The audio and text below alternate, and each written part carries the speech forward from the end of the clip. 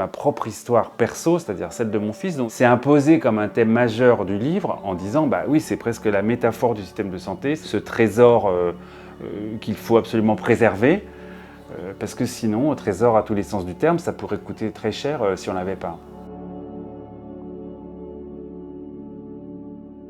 C'est un jeune homme de 23 ans qui est assez caractérisé par son enthousiasme et son dynamisme. C'est aussi quelqu'un qui a subi beaucoup d'épreuves depuis qu'il est né.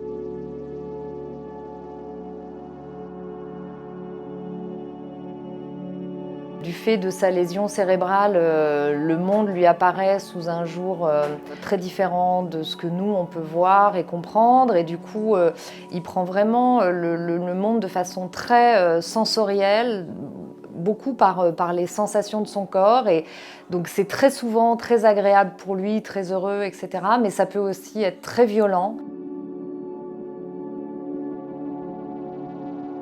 Bon, Lucien, c'est pas parce que c'est mon fils, mais il a une grande capacité à se rendre attachant. Rapidement, les gens le trouvent sympa, il est rigolo, etc.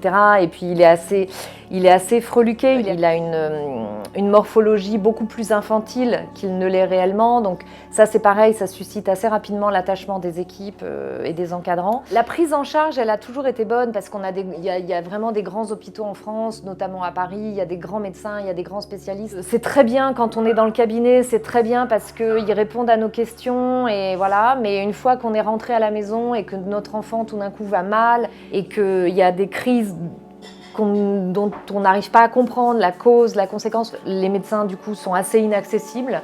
Il n'y a pas de numéro de téléphone, on est un peu seul. Je pense quand même que l'accès au monde du handicap, pour pas mal de familles, c'est quand même assez difficile. C'est assez difficile, c'est vrai. Les choses vont mieux, je pense que ça s'est amélioré. Moi, je vois maintenant l'institution où on est, c'est quelque chose d'assez moderne, d'assez dynamique. C'était pas forcément partout comme ça avant.